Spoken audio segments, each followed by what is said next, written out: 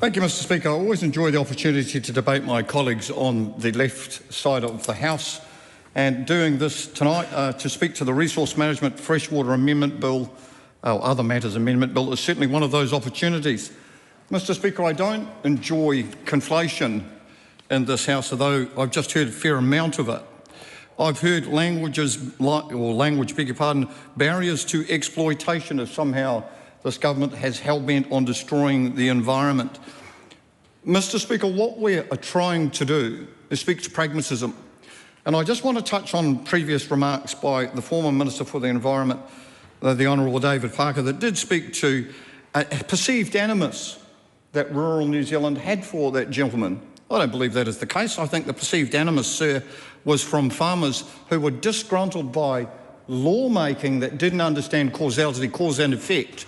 And some of the hyperbolic statements from said member Steve Abel just now insert a sort of rationale, you might say, Mr Speaker, that we're hell-bent on destroying the environment. What an absolute nonsense. We live in the environment. Mr Speaker, the member spoke about significant natural areas, and I want to delve into that. I want to delve into intensive winter grazing. I want to delve into the MPS for 2020 and what that looks like, and stock exclusion rules.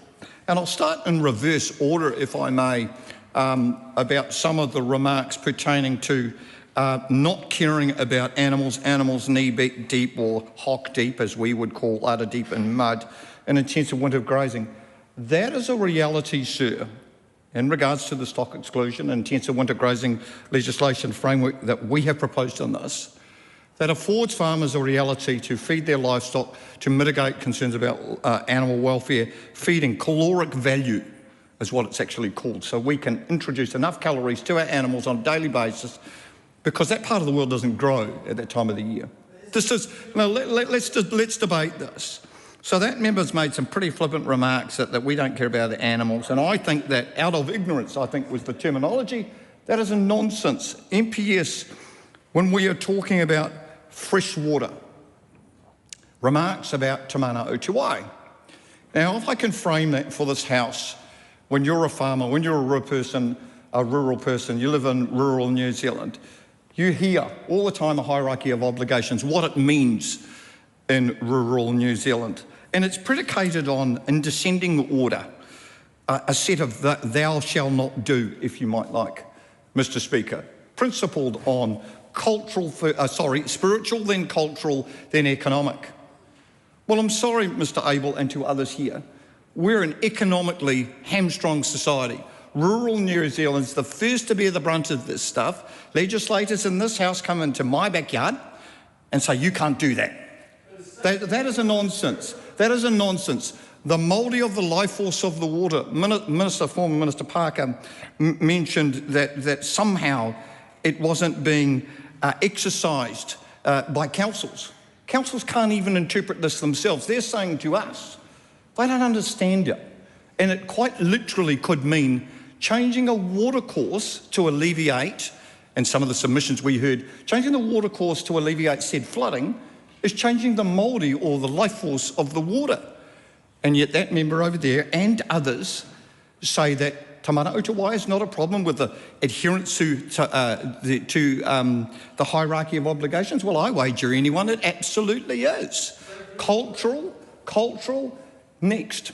I'm sorry, but if we are in the red as farmers, we're certainly not in the black and white investing in the kind of things that Mr Abel asserts that we should otherwise care about.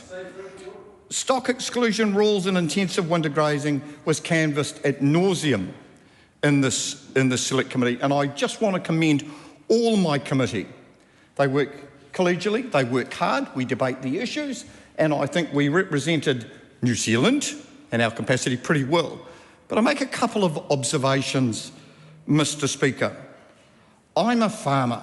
That is a practical reality of feeding animals in a part of the world that has limited growth at that time of the year.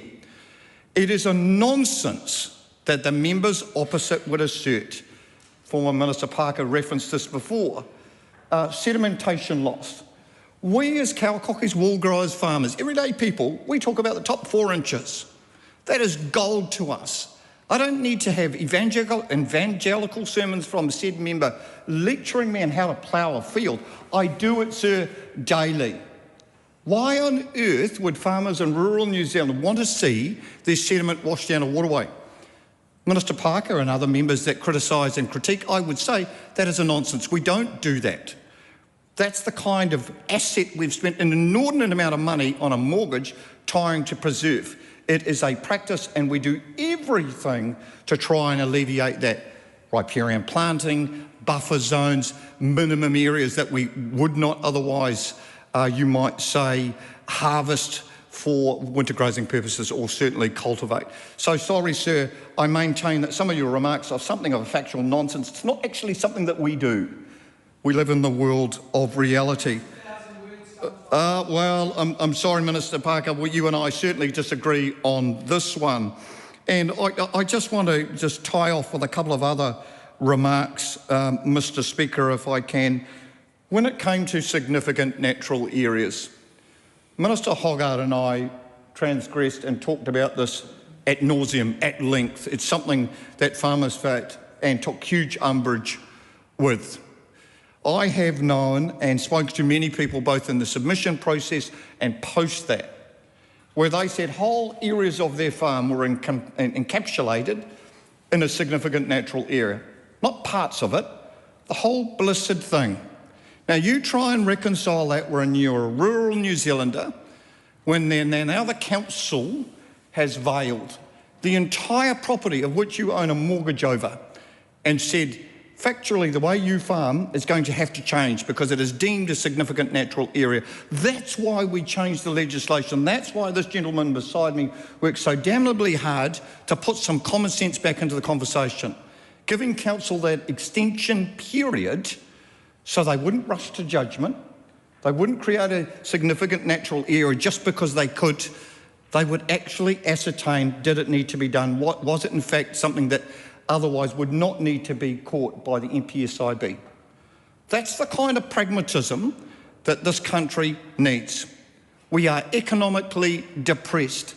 I am tired as a rural New Zealander, having been beaten up by people that do not understand my life, that farming people are not being listened to.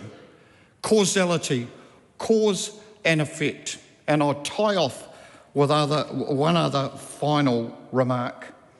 There has been assertions made that we have to do more to care for the environment, whether it's significant natural areas, whether it's issues to do with intensive winter grazing, whether it's to do with fresh water and the MPS for fresh water. All of the above is the kind of things that we as farmers, wool growers, cow cockies, we live with every day. We don't need to have it lectured to us by this place. We live with it. That is our backyard. We own a mortgage that protects it, and we do damnably well to try and create tomorrow being a little bit better than today. This legislation affords that. It creates the environment that somehow will get a little bit more economic security, you might say, with all the difficulties that are being thrown against rural New Zealanders. Some of it is climate, some of it is market-driven, some of it is silly lawmaking, both current and former, all of which we have to reconcile and debate. And I will not apologise to this House and anyone in it for standing up for rural people and an outcome that creates a slightly better tomorrow than today.